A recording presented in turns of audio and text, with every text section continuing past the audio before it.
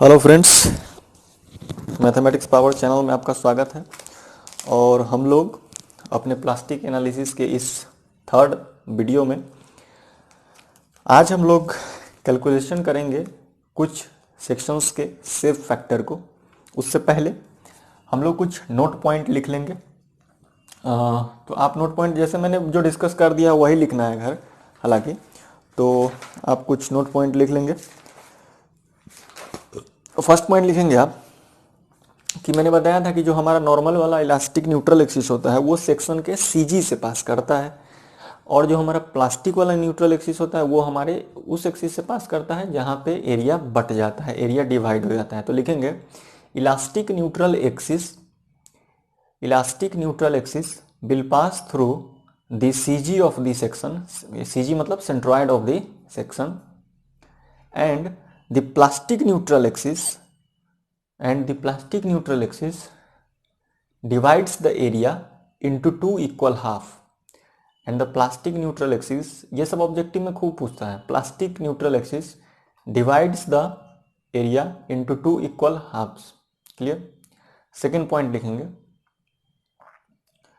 if the cross section of the beam is symmetrical, if the cross section of the beam is symmetrical about x-axis, if the cross section of the beam is symmetrical about x-axis, then the elastic neutral axis and the plastic neutral axis will coincide, that is they both are passes through the CG of the section। ठीक। और third point लिखेंगे, third point में जैसे हम लोगों ने देखा था कि प्लास्टिक मोमेंट का फॉर्मूला हमारे पास आया था Fy into a by two into y one bar plus y2 bar, इस तरह से। तो कभी कभी पूछ लेगा कि प्लास्टिक सेक्शन मॉडुलस जो MP जो एक प्रॉपर्टी है सेक्शन का, वो कौन कौन सी बात पे डिपेंड कर रहा है। तो देखिए Fy पे डिपेंड कर रहा है, क्रॉस सेक्शन पे डिपेंड कर रहा है, और ये y1 बार और y2 बार क्या बता रहा है, ये बता रहा है कि डिस्ट्रीब्यूशन ऑफ एरिया कैसा है।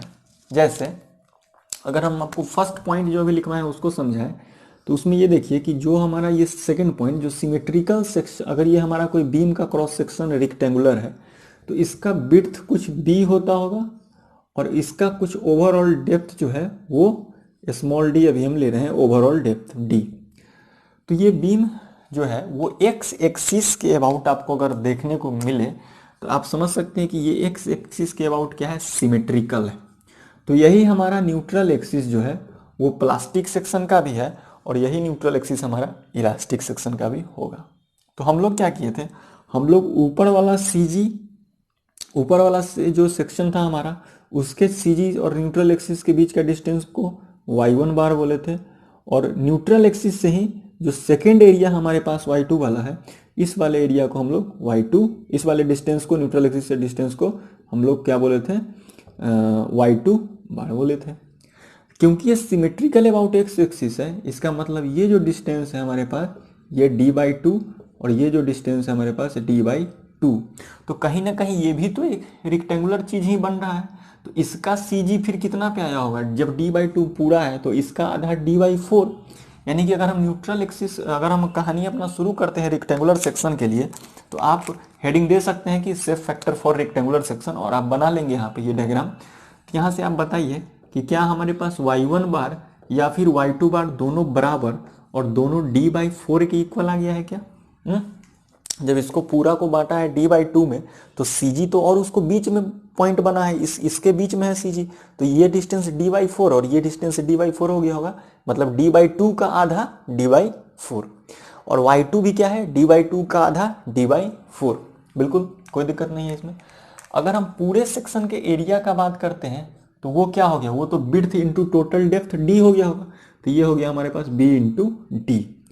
और अगर हम यहां से रेक्टेंगल के मोमेंट ऑफ इनर्शिया का बात करते हैं, तो जो CG से न्यूट्रल एक्सिस से पास करता है, अगर मान लीजिए इसको हम अल्फा अल्फा मान लेते हैं, तो मोमेंट ऑफ इनर्शिया जो अल्फा अल्फा CG से पास करता है उसका फॉर्मूला होता है, ये b है और ये पूरा डेप्थ d है। तो आप ध्यान में याद रखेंगे कि जो साइड कटता है, देखिए यहाँ पे d जो है, d वाला जो साइड है वो कट रहा है। कट रहा है मतलब ये जो जिस एक्सिस के अबाउट में हमको सीजी निकालना है वो एक्सिस इस डेप्थ डी को कट कट कर रहा है, सॉरी, तो ये वाला डेप्थ को कट कर रहा है। तो जिसका डेप्थ कटता है उसका क्यूब होता है। तो बी तो एज इट इज है, तो डी कट रहा है तो डी क्यूब बाई 12 हो जाता है। और अगर आपको थोड़ा सा आपको कंफ्यूज हो रहे हैं क्या कि रेक्टेंगुलर का तो हम बी डी क्यू बाई 3 पढ़े थे, इसलिए हम दोनों बता रहे हैं। बी डी क्यू बाई 3 ये बीटा बीटा अगर हम इसको मान लेते हैं तो बेस के अबाउट में मोमेंट ऑफ इनर्शिया जो होता है ये होता है बी डी क्यूब बाई 3। तो आप यहाँ पे कोई कंफ्यूजन नहीं रखेंगे। तो हम लोग को जो यहाँ पे मोमेंट ऑफ इनर्शिया यूज करेंगे वो हम अल्फा अल्फा वाला, यानी कि क्योंकि हमको न्यूट्रल एक्सिस से यहाँ पे मतलब होता है तो ये वाला चीज हम लोग कैलकुलेट करेंगे। सेकेंड थिंग हम लोग बात करते हैं कि एरिया हो गया, तो यहाँ से हम लोग प्लास्टिक मोमेंट कैपेसिटी एम जो है निकाल सकते हैं। क्या हो जाएगा एफ वाई इंटू एरिया के जगह पे रखेंगे बी डी बाई 2 और y1 के जगह y1 बार के जगह पे d बाई 4, y2 बार के जगह पे d बाई 4। यहाँ से हम लोग को ये देखने को d बाई 4 कितना हो जाएगा d बाई 2 हो जाएगा।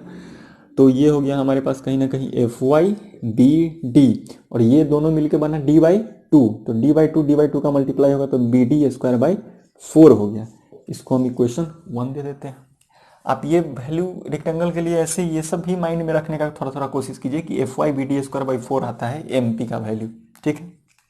चलिए, तो हालांकि हम समझा कुछ और रहे थे और डायरेक्ट इसका सॉल्यूशन कराने लगे, ठीक है, उसमें हम अभी ऐड कर देंगे।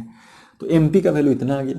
और अगर हम इलास्टिक मोमेंट वाला इल्ड मोमेंट वाला का बात करते हैं इलास्टिक वाले का, तो इसका फॉर्मूला हम लोग देखे थे एफ वाई इंटू जेड होता है, जहाँ पे जेड हमारा क्या है इलास्टिक सेक्शन मॉडुलस, और ये हम लोग डिफाइन किए थे मोमेंट ऑफ इनर्शिया, यही न्यूट्रल एक्सिस के about moment of inertia upon Y maximum. तो वाई मैक्सिमम का मतलब क्या कि न्यूट्रल एक्सिस से सबसे ज्यादा डिस्टेंस कहाँ जा रहे थे, टॉप फाइबर पे इधर भी जा रहे हैं और बॉटम फाइबर पे यहाँ भी जा रहे हैं। तो वाई का मैक्सिमम या तो नीचे से ले चाहे ऊपर से ले। हालांकि वाई मैक्सिमम में होता है क्या कि जिस फाइबर में मैक्सिमम आ रहा हो निकल के वो वैल्यू पुट करते हैं, लेकिन क्योंकि यहाँ टॉप फाइबर भी डी बाई 2 पे है और बॉटम फाइबर भी डी बाई 2 पे है, इसलिए वाई मैक्सिमम यहाँ पे हम लोग का यूज हो जाएगा डी बाई 2 और आई का वैल्यू जो है वो हो जाएगा हमारे पास बी डी क्यूब बाई 12, क्योंकि न्यूट्रल एक्सिस वाला था। तो जब बी डी क्यूब बाई 12 को डी बाई 2 से सॉल्व करेंगे तो वो 2 ऊपर चला जाएगा, तो ये बन गया बी डी स्क्वायर बाई 6 बन जाएगा, है ना। B D cube by 12, D से डी कैंसिल तो बी डी स्क्वायर हो गया और 2 ऊपर चला गया तो 6 हो गया, बी डी स्क्वायर बाई 6। तो यहाँ से हम लोग को देखने को मिला कि F Y into B D square by 6, तो ये हम लोग को इलास्टिक सेक्शन मॉडुलस मिल गया। तो सेफ फैक्टर का फॉर्मूला हम लोग जानते हैं क्या होता है, plastic moment capacity to the elastic या इल्ड मोमेंट कैपेसिटी, तो M P upon M Y. तो ये हो गया हमारे पास F Y B D square by 4 into कर दे रहे हैं, एम वाई को डिवाइड करना है इतना से तो ऐसे पलट जाएगा ये 6 upon F Y B D square. F Y B D square से F Y B D square cut गया, 6 बाई 4 यानी कि 3 बाई 2, यानी कि ये सेफ फैक्टर हमारे पास 1.5 आ गया। मैंने बताया था कि सेफ फैक्टर 1.5 आने का मतलब ये होता है कि जो MP है वो 1.5 गुना ज़्यादा है MY से, यानी कि अगर आप MY तक पहुंच गए हैं तो अभी भी आपके पास 50% रिजर्व स्ट्रेंथ बचा हुआ है, जो कि आप MY स्ट्रेंथ तक जाने के लिए MP स्ट्रेंथ तक जाने के लिए उसका यूज कर सकते हैं। रिजर्व स्ट्रेंथ 50% रिजर्व स्ट्रेंथ आपके पास है, ठीक है। तो ये हमारे पास रेक्टेंगुलर सेक्शन का सेफ फैक्टर आ गया कितना 1.5। अब हम कुछ और बात कर रहे थे, हम तो कैलकुलेशन यहाँ कर लिए, लेकिन अब हम आपको बात बताते हैं। अगर हम जैसे B का वैल्यू कुछ रख लिए 200 mm, D का वैल्यू मान लीजिए रख लिए 400 mm, 500, 600 mm जो भी, तो इसका कुछ एरिया आया होगा निकल के। सपोज कर लीजिए कि इसका 2000 mm square area cross section, mm बोल रहे हैं कि 2000 mm स्क्वायर इसका एरिया आ रहा होगा।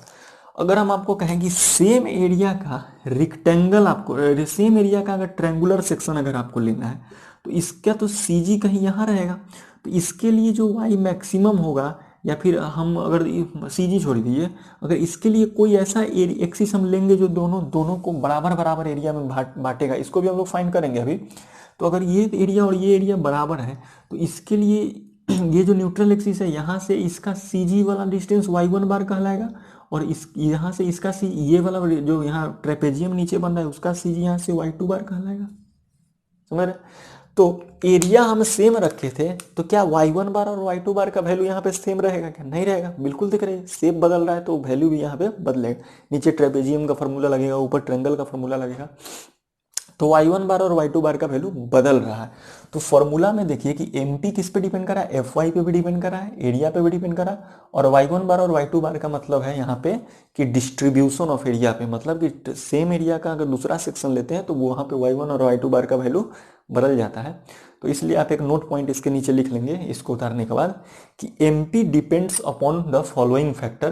पहला में लिख लेंगे fy, दूसरा में लिख लेंगे क्रॉस सेक्शन, तो fy मतलब यील्ड स्ट्रेस, दूसरा में लिख लेंगे क्रॉस सेक्शनल एरिया जो भी सेक्शन का आप निकाल लें, और थर्ड में लिख लेंगे डिस्ट्रीब्यूशन ऑफ एरिया। तो यहाँ से आपको ये क्वेश्चन क्लियर होता है। ठीक, चलिए हम लोग एक सर्कल का और देख लेते हैं कि किस तरह से निकलेगा। आपको कॉन्सेप्ट समझ में आया ना? एक बार एमपी निकाले, एक बार एमवाई निकाले, दोनों को डिवाइड कर दिए। ठीक है, तो शेप फैक्टर हमारे पास आ गया, और यहाँ पे रेक्टेंगल सेक्शन का रिजर्व स्ट्रेंथ कितना है? 50% है। मतलब कि जब आप लोड एमवाई लगाए हुए हैं तो वहाँ पे जितना स्ट्रेंथ आपका यूज हुआ है उसके बाद 50% उसके पास और बचा हुआ है ताकि आप लोड लगा सकते हैं। ठीक, तो अब हम लोग देखेंगे सर्कल का। अच्छा, ये क्रॉस सेक्शनल कैसा था? सिमेट्रिकल अबाउट एक्स एक्सिस था। तो यहाँ पे भी क्या हो गया? न्यूट्रल एक्सिस जो इलास्टिक या प्लास्टिक वाला, इलास्टिक या प्लास्टिक वाला दोनों था, वो क्या हो गया? यहाँ पे कोइंसाइड कर गया। अब हम लोग सेकेंड चलते हैं सर्कुलर सेक्शन में। सेकेंड हमारे पास क्या है? Circular section. तो सर्कुलर सेक्शन भी तो सिमेट्रिकल होता है, वो तो और हर एक्सिस के अबाउट सिमेट्रिकल है। तो एक्स एक्सिस के अबाउट भी तो क्या होगा? ये सिमेट्रिकल होगा। तो ये हमारा न्यूट्रल एक्सिस, आप इसको इलास्टिक वाला बोल दीजिए चाहे प्लास्टिक वाला बोल दीजिए, बात एक ही है, क्योंकि सीजी से पास कर रहा है। तो आपको पता चल रहा है ऊपर वाला पार्ट एक सेमी सर्कल है, तो सेमी सर्कल का सीजी कहीं पे यहाँ पे होता है। अगर आपको याद नहीं है तो आप यहाँ से वैल्यू सब अलग अलग से लिख के याद भी कर लेंगे। सेंटर पॉइंट, ये सर्कल का सेंटर था, सर्कल के सेंटर से सीजी जो है सेमी सर्कल का, उसका डिस्टेंस आपको याद होगा 4r/3π दिया जाता है। इसको हम लोग डायमीटर के टर्म्स में लिख लेते हैं 2d/3π। कोई दिक्कत? तो नीचे बॉटम पोर्शन में जो सेमी सर्कल है इसका भी सीजी कुछ यहाँ पे होगा, और ये भी डिस्टेंस कितना पे होगा? 2d/3π पे होगा। ये पूरा जो हाइट है इसका क्या है? डायमीटर d के बराबर है। ये d है डायमीटर, यहाँ पे वहाँ पे रेक्टेंगल था, डेप्थ था, यहाँ पे d क्या है? डाया है। ठीक है, अच्छा, न्यूट्रल एक्सिस से जो टॉप मोस्ट फाइबर है, टॉप मोस्ट फाइबर या बॉटम मोस्ट फाइबर, दोनों तो बराबर ही हैं। तो ये जो है हमारा, ये डिस्टेंस हमारा क्या है? y मैक्सिमम है। और जो हमारा सर्कल का मोमेंट ऑफ इनर्शिया होता है उसका फॉर्मूला आपको याद आ रहा होगा, πd⁴ होता है। और y मैक्सिमम यहाँ से हमको दिख रहा है कितना होगा? d पूरा है तो आधा d/2, यानी कि अगर हम यहाँ सेक्शन मॉडुलस इलास्टिक वाला निकालना चाहें तो ये हो जाएगा I/y मैक्सिमम, यानी कि d/2 से 2 से कटा 64 32, और d से d कटा तो πd³/32। हॉलो साफ्ट वाला चैप्टर कौन था? टॉर्सन। फॉर्मूला में टॉर्सन वाले चैप्टर में खूब ये सब यूज करते हैं हम लोग। नहीं किए तो आप यहाँ से स्टार्ट कर सकते हैं, इसको रटने का कोशिश करिए और लिख लिख के इसको प्रैक्टिस किया कीजिए वैल्यू को। क्योंकि कभी कभी ऐसा चीज़ है, ये सब प्रीलिम्स में डायरेक्ट कभी कभी बहुत ईजी है तो पूछ लेगा कि सर्कल का सीजी कहाँ है, सेमी सर्कल का सीजी कहाँ है, इस तरह का क्वेश्चन पूछ लेगा। कभी जेड कैलकुलेट करवा लेगा, कभी आई कैलकुलेट, ये इस तरह का। तो यहाँ से I/Z हो गया। तो इलास्टिक वाला जो मोमेंट कैपेसिटी है यील्ड वाला, उसका फॉर्मूला मैंने बताया कि I/ क्या होता है? I/Z। ठीक, तो क्या हो जाएगा वैल्यू? I/Z होता है ना, Fy × Z, I/Z नहीं, Fy × Z, और Z होता है I/Y। यहाँ जो I/ वाला फॉर्मूला ये था, तो Fy × Z, तो Fy तो एज इट इज रहेगा, और Z के जगह पे आ गया हमारे पास πd³/32। इसको इक्वेशन 1 इस बार हम मान लिए।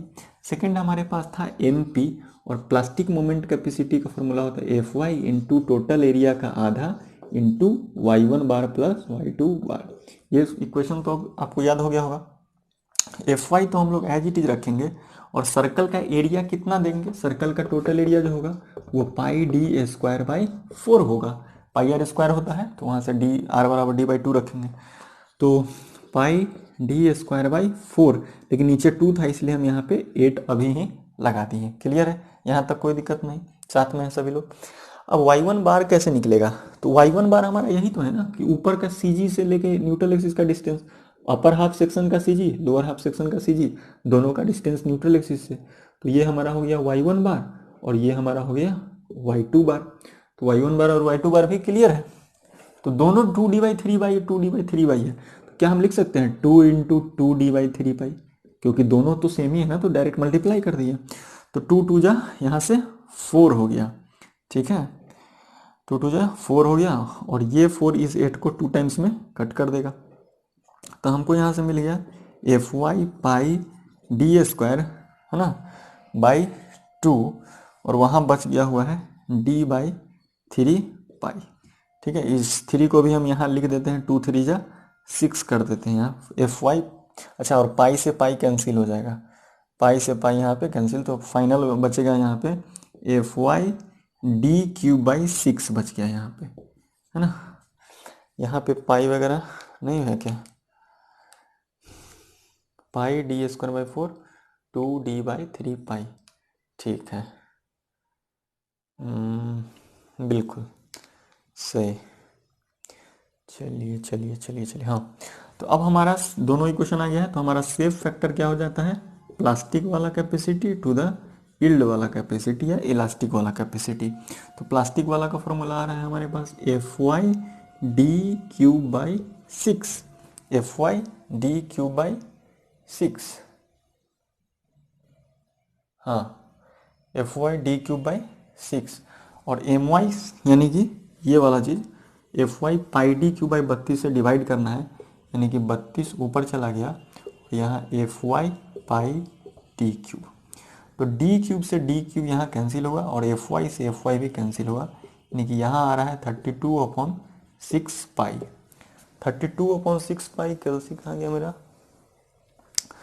32/6 पाई का वैल्यू हम लोग देखते हैं रख के, 6 पाई, ये आपको 1.69 दिख रहा होगा कैल्सी में, अगर दिख रहा है तो 1.69, बट ये वैल्यू बुक सब में 1.7 लिखा हुआ रहता है, तो आप अप्रोक्स में याद रखेंगे कि सर्कल का सेफ फैक्टर कितना हो जाएगा 1.7, यानी कि सर्कल के केस में जो रिजर्व स्ट्रेंथ हमारे पास आया है वो कितना आ गया है 70% रिजर्व स्ट्रेंथ यहाँ पे आया है।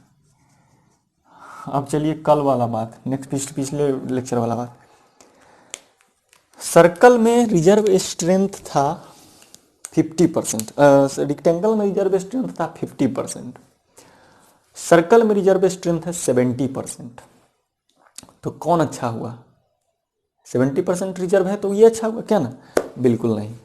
मैंने बताया था कि नॉर्मल केसेस में हम लोग प्लास्टिक वाले सेक्शन तक का लोड लगाते ही नहीं, हम लोग यील्ड स्ट्रेंथ के हिसाब से लोड लगाते हैं, तो लोड को जब जाना ही नहीं है प्लास्टिक वाले लोड तक, प्लास्टिक डिफॉर्मेशन तक हम लोग हायर लोड हम लोग नहीं लगाते हैं सेफ्टी के पॉइंट ऑफ व्यू से, तो हम लोग जब जाते ही नहीं, तो इस सर्कल स्टील का सर्कुलर सेक्शन आप कहीं पे देखे हैं बना हुआ, स्टील का कोई सर्कुलर सेक्शन आप नहीं देखे होंगे, क्यों नहीं देखे होंगे, यही वजह से कि ये बाद का रिजर्व स्ट्रेंथ 70% बचा के रखे हुए, और अभी एट प्रेजेंट में काहे नहीं कर रहा है, बाद में काहे बचाए हुए है ना।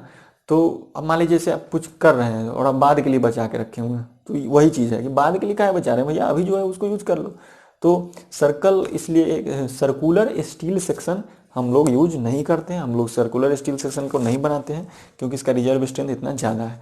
हम बताए थे पिछले बार भी कि रिजर्व स्ट्रेंथ हम लोग कम से कम चाहते हैं अपने सेक्शन में, ठीक है, क्यों, क्योंकि यील्ड स्ट्रेंथ तक ही हम लोग लोडिंग करते हैं।